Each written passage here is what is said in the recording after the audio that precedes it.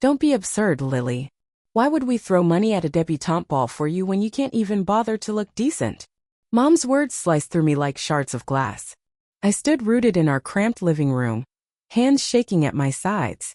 Across the room, my twin sister Sophia lounged on the couch, smirking as she flipped through glossy catalogs of designer gowns for her big night. But it's my 16th birthday too, I ventured, my voice barely a whisper, shrinking under their gazes. We're twins. Isn't it supposed to be for both of us? Lily, Dad said, not lifting his eyes from his newspaper. Let's be practical. These events are about networking, finding the right match. It's an investment, and frankly, spending on you would be a waste.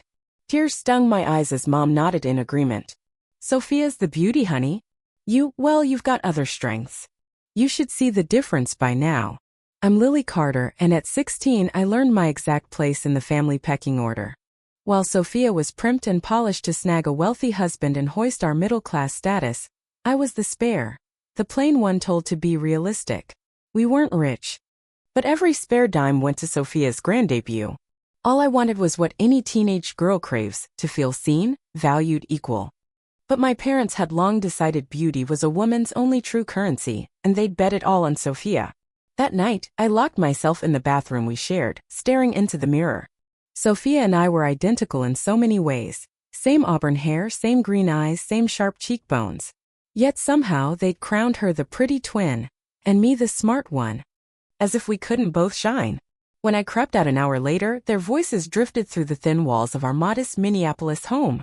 We should look at colleges for Lily, Dad was saying. Something practical, cheap. Right, Mom replied. Everything else goes to Sophia's wedding fund. With the right debut, she might not even need college. My back pressed against the wall. A cold realization sinking in, this wasn't just about a party. They were charting our entire lives on parallel, unequal tracks. The favoritism wasn't new, it just sharpened as we hit our teens. Sophia got new outfits, I got her hand-me-downs. She twirled in dance classes while I haunted the free library. Her C's were shrugged off, my A's were expected. I buried myself in books, determined to outshine my limitations. By 16, I'd plotted my escape, top grades, a scholarship to a top university, then law school. While Sophia hunted for prom dresses, I scoured internship listings. While she perfected her eyeliner, I honed debate skills. Our parents saw my drive as fitting for someone like me, never guessing it was forged from survival. Not choice. You're lucky, Sophia once said, oblivious to the sting. You don't have to stress about looks. Mom and Dad want me perfect 24/7. You get to just be you.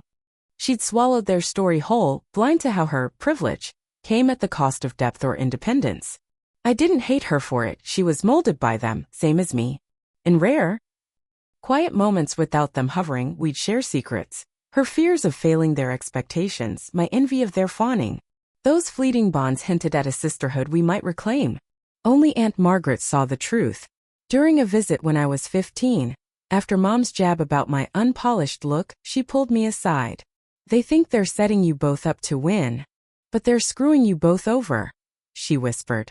Beauty fades, Lily. Smarts, grit, heart, those grow stronger with time. Her words became my lifeline, though as Sophia's debut loomed, even they felt like faint echoes. The night of Sophia's ball arrived in a whirlwind of silk and sparkle. My parents spared no expense. Grand hotel ballroom, elite guest list. A gown for Sophia that cost more than my college apps combined. Lily, help your sister with her hair, Mom barked, fussing over Sophia's blush. I grabbed the curling iron, catching Sophia's eyes in the mirror. Was that guilt flickering there? It vanished fast. You'll come, right? She asked softly. Before I could answer, Mom cut in. Lily's helping the caterers. We need someone reliable. And it's good real-world experience. My hands froze. What? I thought I was a guest. Mom's laugh was sharp. Don't be silly. These events are pricey enough with one daughter. Besides, the Dawson boy will be there, Yale-bound. Network for your apps. The blow landed hard. No ball, no gown, not even a seat. I'd be a servant at my twin's coronation. I'm not working her party, I snapped, dropping the iron. Don't start, Dad warned from the doorway. It's settled with the caterers. Without asking me? What else were you doing? Mom shot back. I looked to Sophia, but she studied her nails, silent. That betrayal stung deepest. I stormed to my room, rage and hurt churning. Later, in the black pants and white shirt they'd laid out, I stood in the hotel kitchen, peering through the service door as Sophia glided down the staircase to applause. My parents glowed, cameras flashed. Family of the debutante? A caterer asked, noticing my stare. No, I said, something stealing inside me. Just the help. That night, hauling trays past oblivious guests, I swore they'd never define my worth again. Monday, I marched into the counselor's office with a plan. I want to graduate early, I told Mrs. Harper, sliding my research across her desk. With summer classes and extras, I can finish by December. She scanned it, impressed. Why the rush? The sooner I'm out, the sooner I'm free, I said, the ball sting still fresh. She became my champion, fast-tracking me into courses. My days stretched from dawn to midnight, but each step felt like reclaiming my life. My parents? Predictably dismissive. You're overdoing it. Dad grumbled. No one expects this of you. I'm not chasing Sophia's spotlight, I said coolly. I'm building my own. Mom scoffed, we've picked a solid state school for you. Affordable. I'm aiming higher, I shot back. Scholarships. Top schools. They smirked, unconvinced. Sophia caught me researching late one night. They'll never let you, she said, arms crossed.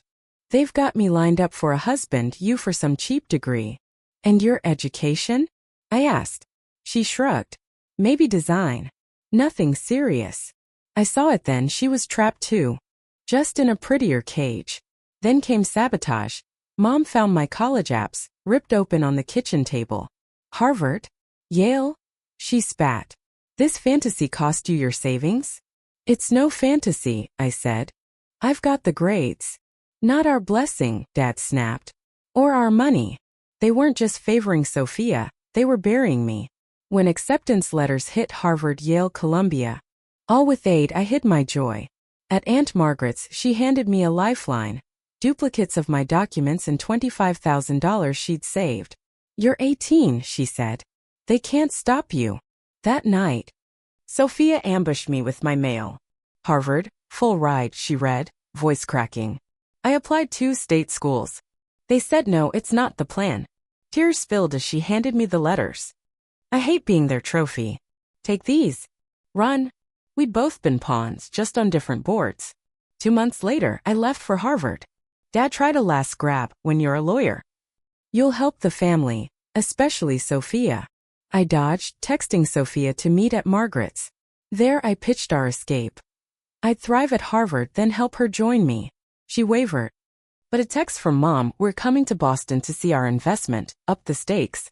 They'd cling to my success now that Sophia's hadn't panned out. Our plan teetered, but I wouldn't let them win. 10 years flew by. I graduated Harvard, aced Columbia Law, and made partner at Minneapolis's top firm by 36. Sophia stayed, swayed by promises that never materialized. Now a single mom to Jack, 7.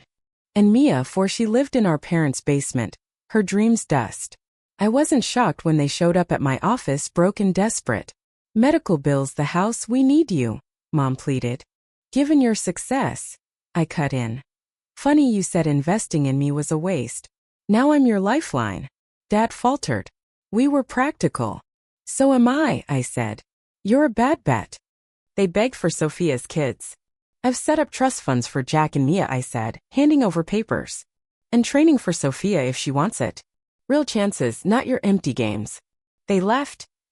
Deflated. That night Sophia called. Thank you, she whispered. For not giving up on me. Never, I said. We're equals, even if they never saw it. As we talked, mending our bond. I knew my real win wasn't the corner office. It was holding on to my heart, my fight, despite them. That's a payoff no one can tally.